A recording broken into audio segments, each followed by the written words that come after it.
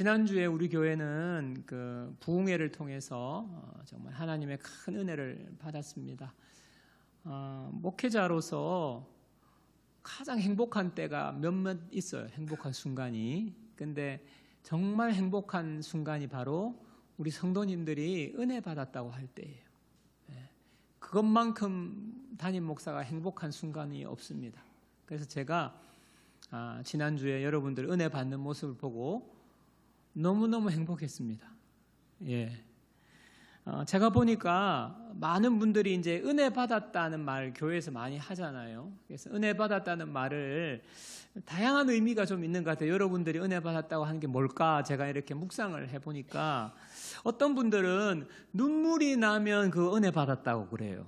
또 그리고 막 기분이 막 감정이 막 마음에 감동이 올 때 참 은혜 받았다고 그럽니다. 또 어떤 분들은 보니까 몰랐던 것을 알게 됐을 때 그렇게 말하는 것 같아요. 또 뭐 내가 이런 생각을 가지고 있었는데 목사님이 설교나 뭐 또 아니면 이런 집회를 통해서 내 생각과 딱 맞는 나를 지지해주는 그런 말을 들었을 때 또 그렇고요.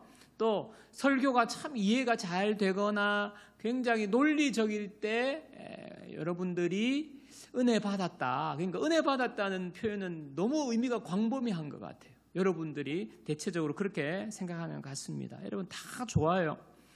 근데 저는 그거는 은혜 받은 거 아니야. 그거는 뭐 이런 걸 말하는 게 아니고 진짜 중요한 게 있는데 그게 뭐냐면 은혜 받은 그 이후입니다. 은혜 받은 이유가 진짜 중요해요. 사실 하나님이 주시는 은혜 있잖아요. 여러분이 은혜 받고 뭐 지난주에 감동을 받고 또 뭐 치유도 받고 뭐 속이 후련해지고 막 눈물이 나고 이렇게 은혜를 주시는 그 하나님이 은혜를 주시는 거는요. 그게 시작이라는 거예요. 그 은혜를 통해서 하나님 우리를 변화로 이끈다는 것이 진짜 중요한 겁니다. 여러분 우리가 받은 가장 큰 은혜 무엇입니까? 구원받은 거 아닙니까? 멸망받을 우리 죄 때문에 하나님과 원수된 우리를 예수님께서 구원해 주셔서요. 우리에게 영생을 주셨어요. 이 땅을 살아가는 동안 하나님의 복을 주셨어요. 그리고 죽음 이후에 영원한 천국에 우리를 하나님께서 인도하시는 이 은혜, 이 구원의 은혜가 가장 큰 거거든요. 이게 우리의 노력으로 받은 게 아니라 하나님의 은혜, 선물입니다. 이 선물을 받게 되니까요. 어떻게 됩니까? 사람이 변하는 거예요. 부흥회 강사님이 백악관 출신으로 어둠의 삶을 살다가 주님을 만나고 구원받고 은혜를 받게 되니까 그분이 술, 담배 끊었다 그랬잖아요. 어둠의 생활을 청산하게 된 거잖아요. 그게 너무너무 시시하고 그게 아무것도 아닌 거고 정말 변화가 된 거 아닙니까? 그러면서 진로를 바꾸고 중국에 선교사로 가고 미국에 가서 신학을 하고 목회자가 돼서 개척을 하고 목사님으로 이렇게 귀하게 섬기는 것 우리가 간증 들었잖아요. 그것이 내가 예수님을 만나고 은혜 받았어. 그게 너무너무 좋아. 행복해.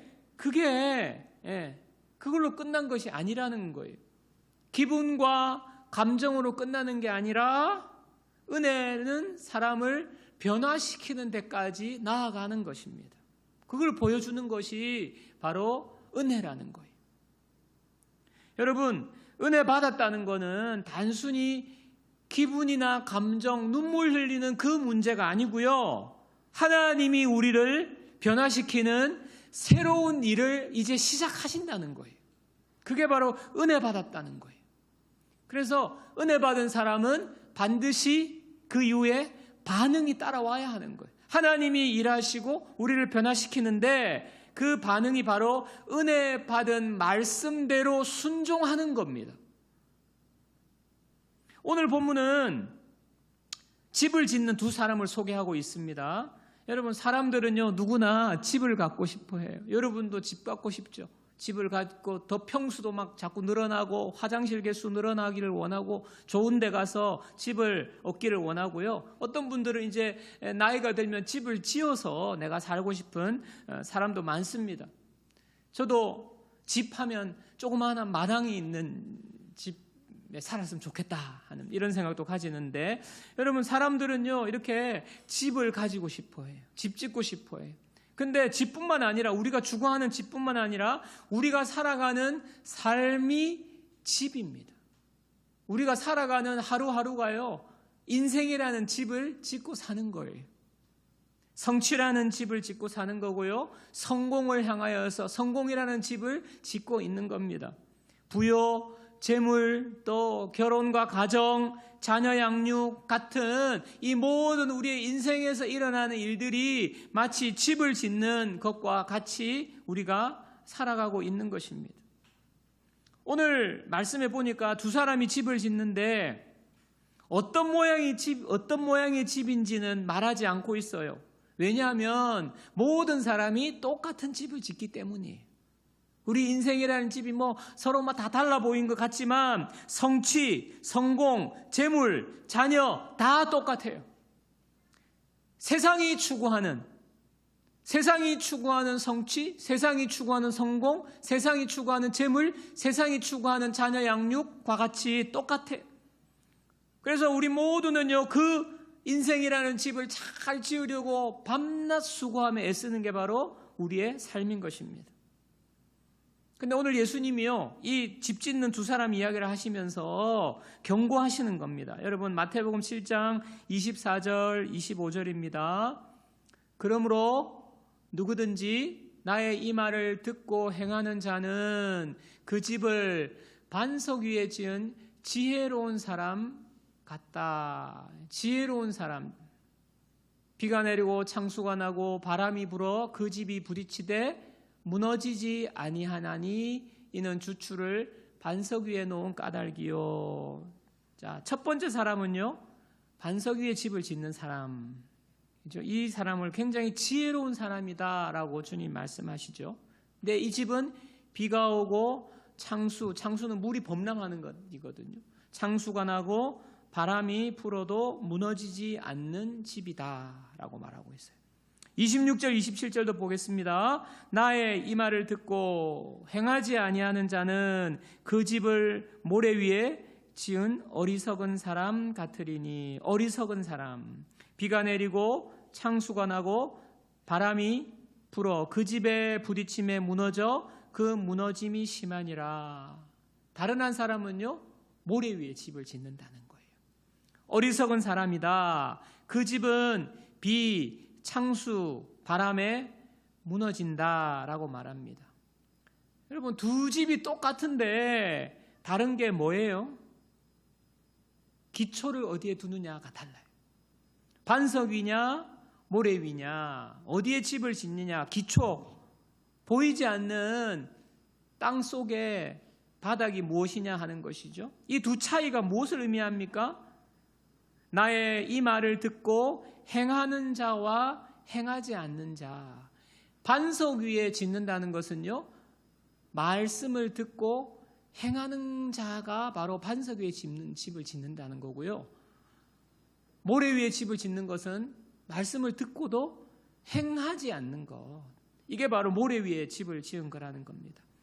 여러분 말씀의 핵심이 어려운 게 없어요. 분명합니다.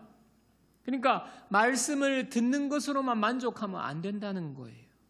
은혜 받은 것으로 은혜 받았다, 여러분이 그냥 고백하면서 너무 좋아하는 거, 거기에까지만 그쳐서는 안 된다는 거예요. 어떻게 해요?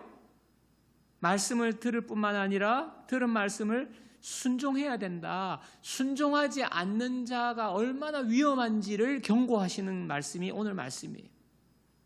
여러분 오늘 말씀은 예수님께서 산에 올라가셔서 제자들에게 말씀하신 산상수훈의 마지막 결론 부분이에요. 5장부터 산상수훈이 나오거든요. 5장, 6장, 7장 3장에 걸쳐서 예수님이 산상에서 제자들에게 설교하셨는데 제자들에게 주신 말씀이에요. 마태복음 5장 1절 보겠습니다. 마태복음 5장 1절입니다. 예수께서 무리를 보시고 산에 올라가 앉으시니 제자들이 나온지라. 무리가 있었어요. 근데 예수님이 어디로 가셨어요? 산으로 가셨어요. 그러니까 제자들이 산에까지 온 겁니다. 그러니까 청자는 누구예요? 제자들입니다. 제자들. 예수님을 모르는 비신자에게 이 말씀을 주신 것이 아니라 저와 여러분 같은 믿는 사람, 교회 다니는 사람에게 주시는 말씀이에요. 여러분, 이것이 왜 중요하냐 하면 우리가 신앙생활 하면서 참 많은 것들을 하나님의 은혜로 받습니다. 또 복을 받기를 원해요. 그거 하나님이 우리에게 약속하신 겁니다. 우리가 지난번 부흥의 주제도 뭡니까? 너는 복이 될지라. 하나님이요, 우리를 복 주시는 분이세요. 복을 주시기로 약속을 하셨어요. 그렇기 때문에 우리는요, 복을 받기를 원해야 되고, 복 받는 거, 그거 잘못된 거 아닙니다. 그래서 어떻게 보면 성공하고 돈도 많이 벌고 자녀도 잘 되고 좋은 대학도 가고 직장도 좋은 직장 얻고 평안하게 복된 삶을 누리는 거, 그거 잘못된 거 아니에요. 그 복을 받아요. 그 복을 누리게 되었어요. 근데 그거 그렇게 누리는 분들 정말 집을 잘 지은 거예요. 신앙생활에서 집을 잘 지은 겁니다. 그리고 일상에서 열심히 수고하고 노력해서 집을 잘 지은 건데, 그런데 이런 집은요, 주님의 관심사는 그 나타나는 집에 있지 않다는 거예요. 왜냐하면 세상 사람들도 우리보다 더 성공하고 우리보다 더 예수 안 믿는데도 복을 받은 사람이 많지 않습니까? 우리가 볼 때는요, 우리보다 더한 성공의 집을 지은 사람들이 많은데 주님은요, 그 집이 똑같다는 거예요. 주님의 기준에서는요, 그것이 별로 크게 중요하지 않은 것입니다. 뭐가 중요하냐? 그 집의 기초가 중요하다. 너희들은 그걸 알아야 돼. 제자들에게, 특별히 저와 여러분 같이 믿는 자들에게 말씀하시는 겁니다. 그렇기 때문에 우리가 이런 측면에서 돌아보면 지난 부흥회 때 하나님이 저와 여러분에게 위로도 해주시고 새 힘도 주시고 또 우리의 마음과 육신을 치료해 주시고 마음을 만져주시고 문제가 해결되고 응답을 받고 그래서 다시 힘을 얻고 이렇게 은혜 가운데 우리가 일어나는 건 너무 행복하고 좋은 일인데요. 그 진짜 중요한 것은 그 은혜의 집이 반석 위에 세워져서 계속 가는 거예요. 어떠한 상황이 온다고 할지라도 무너지지 않고 계속 가는 거예요. 은혜 받으면 이게 얼마나 정말 놀라운 일인지 마귀도요, 정신을 번쩍 차려요, 마귀가. 제가 뭐 후일담을 좀 이렇게 들으니까 뭐 제가 그렇다고 해서 뭐 간접적으로 들었는데 제가 막 여러분들의 그 일상을 막 누구를 통해서 막 어떻느냐 묻고 캐 묻는 거 아닙니다. 우연히 들었는데 은혜 받고 우리 집사님 한 분이 은혜 받고 막 충만해가지고 일상으로 돌아가지고 집으로 갔는데 그 집 안에는 예수 믿지 않는 분들이 너무 많은 거예요. 부모님부터 시작해가지고. 그래가지고 갔는데 평소와는 다르게 이전까지는 뭐 그렇게 하지 않았는데 뭐 찬양곡을 틀어놓고 이제 일을 하시는데 그것 가지고 그렇게 트집을 잡고 막 잔소리를 하고 막 화를 버럭 내고 평소에 아무렇지도 않은 것 가지고 그냥 걸고 넘어지더라는 거예요. 여러분, 이 은혜 받고 나니까 사탄 마귀가 이 은혜를 어떻게든 무너뜨리려고 이렇게 하는 거거든요. 마귀도 긴장하고 난리를 피워요. 그만큼 은혜 받는 것도 중요하지만 은혜를 잘 우리가 지키고 은혜 위에 은혜를 세워가는 게 중요하다. 여러분, 두 집이 이제 외적으로 눈에 보이는 것은 다 똑같다고 말씀드렸는데 또 하나 똑같은 것이 있어요. 여러분, 뭘까요? 또 하나 똑같은 것이 있습니다. 비가 내리고 창수가 나고 바람이 부는 것 다 똑같아요. 이쪽이나 이쪽이나 다 똑같아요. 이 비, 창수, 바람은 시련과 고난을 말하는 것입니다. 여러분, 이 세상을 살면서 우리를 힘들게 하고 우리를 넘어뜨리는 모든 것들이에요. 근데 이런 시련은요, 예외 없이 모든 사람에게 오는 것입니다. 이 세상에 평생을 살면서 한 번도 시련이 없다, 어려움이 없다, 고난이 없다, 그런 사람은 없어요. 모든 사람에게 반드시 다가오는 거거든요. 제가 지난주에 우리들의 발라드라는 이제 음악 경연 프로를 우연히 채널을 돌리다가 보게 됐어요. 이게 이제 음악 경연 프로입니다. 근데 발라드를 하는 거예요. 발라드. 참가 번호 이렇게 1번 나와가지고 발라드 부르고 150명의 심사위원단이 그 버튼을 눌러서 이렇게 통과하면 이제 2차로 넘어가는 그 프로인데, 참 한 출연자의 사연을 보고 참 마음이 제가 많이 아팠습니다. 이 여자분인데요, 이 여자분은 고등학교 때 우연히 학교에서 쉬는 시간에 노래를 불렀는데, 그 노래를 이제 친구가 스마트폰으로 이렇게 녹화를 해서 SNS에 올렸는데 이게 대박이 난 거예요. 600만 뷰, 그러니까 몇 년 전인데 600만 뷰에 그게 된 거죠. 그래가지고 노래를 제가 그 당시 노래도 이제 들어보니까 너무너무 노래를 잘하는데, 그 영상, SNS 영상 때문에 S본부, S기획사에서 콜이 온 거예요. 우리 엔터에 와서 이제 훈련해서 너 가수로 데뷔시켜 줄게, 이렇게 캐스팅을 했는데 어떻게 됐냐? 이 여자분이요, 제대로 데뷔도 못하고 그 이후에 우울증과 공황장애를 겪게 된 거예요. 이유가 뭐냐? 그 600만 뷰 영상을 본 사람들이 그 영상에 SNS에 댓글을 막 단 거예요. 특히 외모에 대한 악플을 단 거예요. 그래서 제가 보니까 그 당시 영상도 보고 이제 이번 주에 TV에 나온 이제 지금의 모습도 보는데 전혀 그런 외모가 아니에요. 너무 예뻐요. 예. 근데 제 마음에 이제 의문이 생기는 거죠. 객관적으로 그 정도는 아닌데, 진짜 막 뭐 외모가 막 문제가 있으면 모르겠는데, 객관적으로 그 정도는 아닌데 댓글 때문에 아무것도 못하고 우울증과 이렇게 캐스팅까지 됐는데 우울증과 공황장애를 이렇게까지 겪나, 제 마음에 의문이 생기는 거예요. 저렇게 무너질 수가 있나? 그 생각을 하는 순간 머리에 탁 스쳐가는 가수가 있었어요. 그게 바로 악동 뮤지션이라는 가수였어요. 아시죠? 악뮤. 그 남매 가수 있잖아요. 걔들이 쫙 생각이 났어요. 걔들의 외모가 쫙 생각이 났어요. 죄송하지만. 근데 그 악뮤의 그 동생 되는 이제 수연이라는 그 자매 가수가, 이 자매도 이제 외모에 대한 악플에 많이 시달렸나 봐요. 그런데 비슷한 경험을 가진 사람과 상담해주고 조언을 해주는 그런 이제 이렇게 대화 내용이 있더라고요. 제가 기사를 본 게 기억이 나서 제가 찾아보니까 한번 들어보십시오. 이 이제 수연 자매가 이렇게 이야기했어요. 외모는 사람마다 기준이 다 다르다고 생각합니다. 악플에 흔들리는 사람은 본인이 기준조차 없는 겁니다. 그분들은, 그러니까 악플에 막 흔들리는 사람들요, 그분들은 그야말로 그 세상의 기준에 휘둘려 사시는 분들이라고 생각합니다. 기준도 없을 뿐만 아니라 세상의 기준에 흔들린다는 거예요.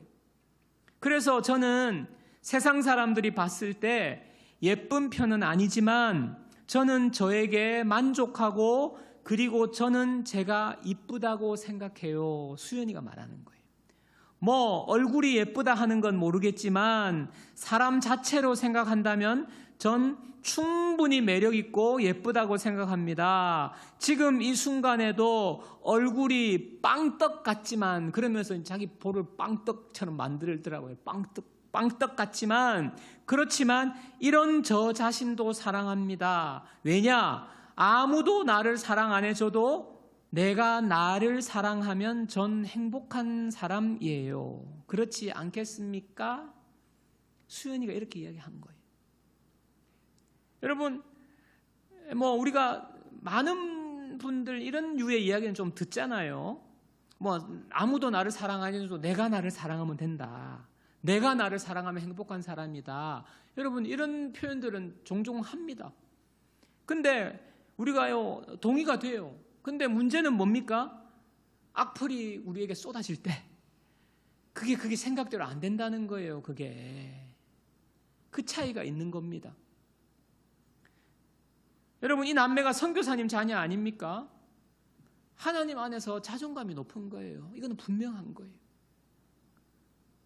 경연대회에 나온 그 앞에 그 자매가 그래서 이제 오래간만에 와서 노래를 이제 부르는데, 부르고 난 다음에 결과가요, 150명의 심사단 중에서 142명이 너무 잘한다, 버튼을 누른 거예요. 최고점 받은 거예요. 그러니까 이 자매가 실력으로 볼 때, 모든 면에서 볼 때 정말 그 실력이라는 면에서는 놀라운 성과를 낸, 집을 지은 사람인데, 악플이라는 이 세상의 바람이, 요즘 악플을 너무 많이, 이 세상이 그렇잖아요. 이 세상에 악플이라는 바람이 비바람이 불어버리니까 와르르르 무너진 거예요. 아닙니까? 그래서요, 겉에 보이는 집보다 중요한 것은요, 기초예요, 기초.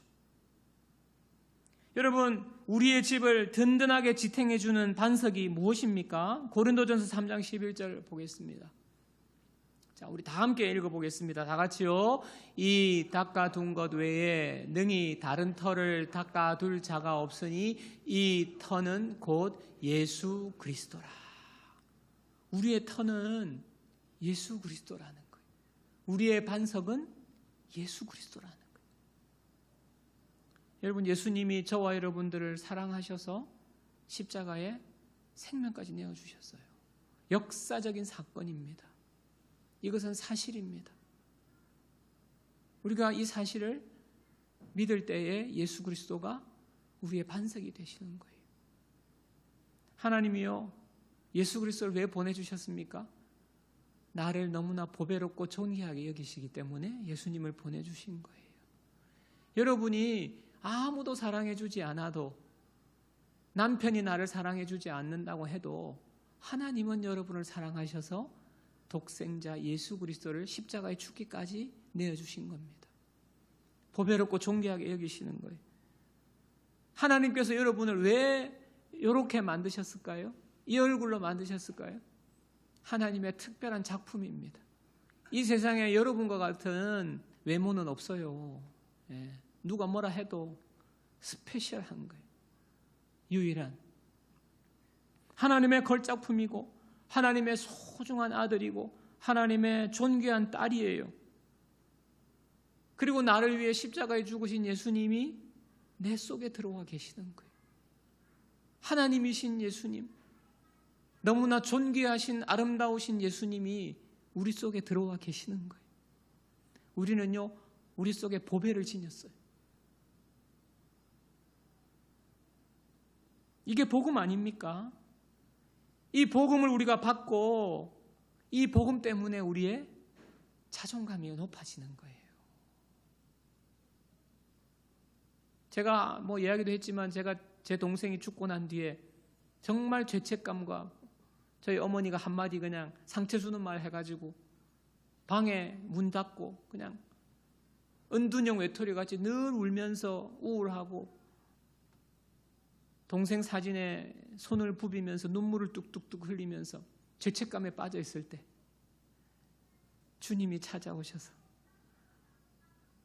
정말 내가 너를 사랑한다, 너는 존귀한 나의 아들이야.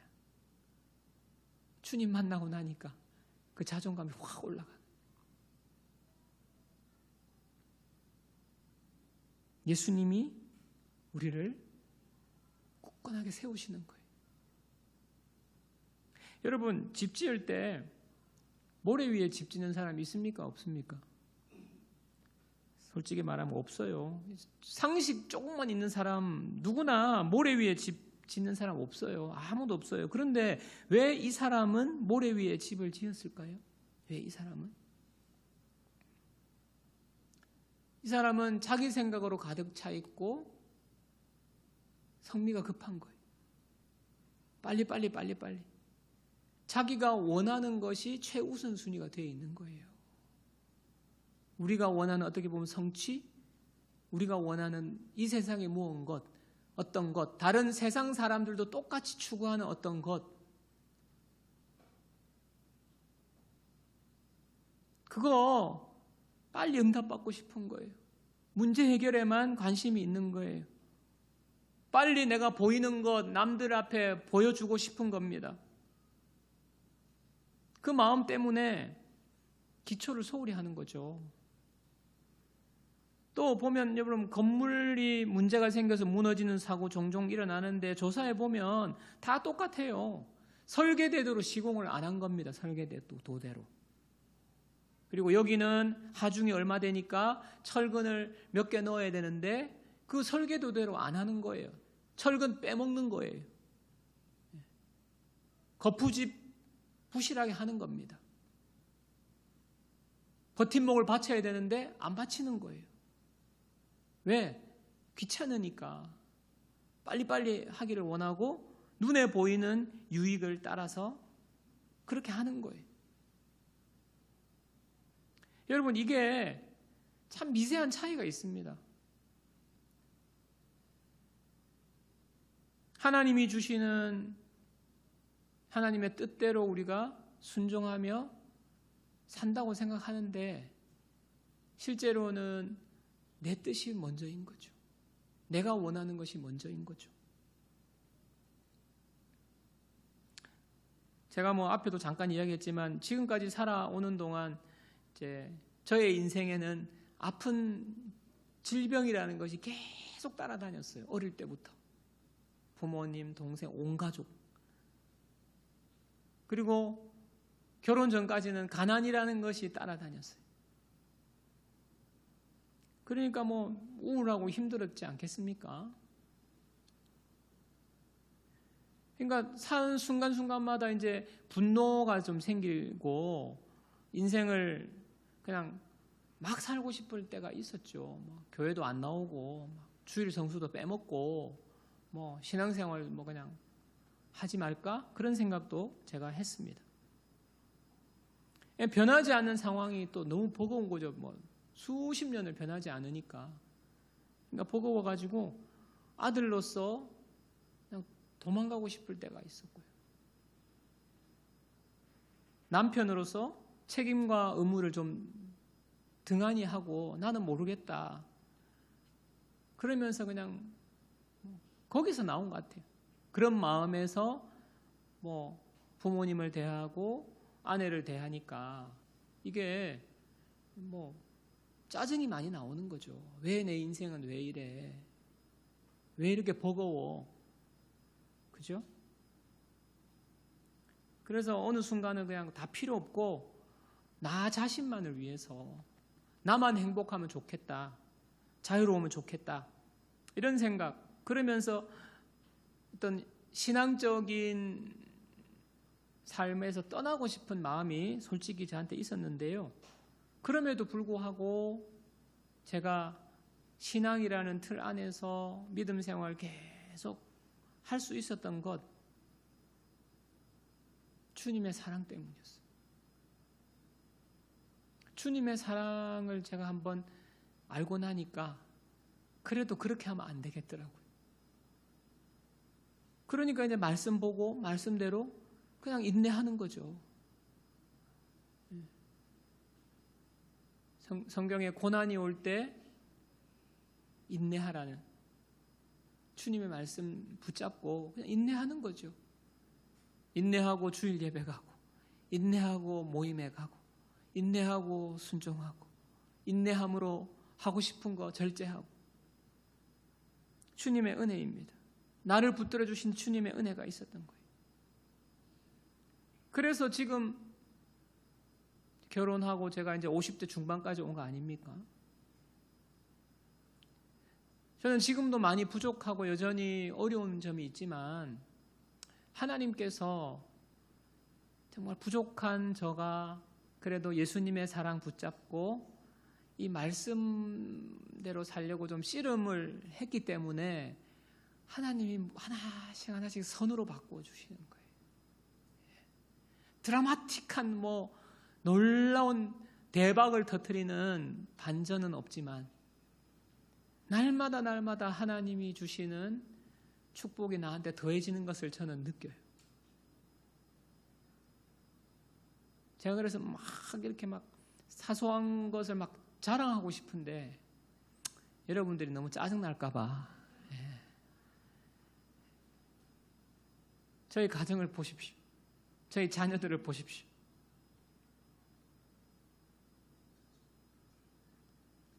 믿음으로 하나님 말씀에 순종하고 그냥 온 결과가 이렇게 된 거예요. 하나님 주님의 반석 위에 하나씩 하나씩 세워져 가는 거예요. 물론 그렇게 오면서 비바람이 몰아치고 뭐 광풍이 몰아치고 창수원하고 그런 게 없었겠어요? 여러분 지금도 제가 비바람과 창수를 맞고 있잖아요. 주님이 붙들어 주시는. 요한복음 8장 29절입니다. 나를 보내신 이가 나와 함께 하시도다.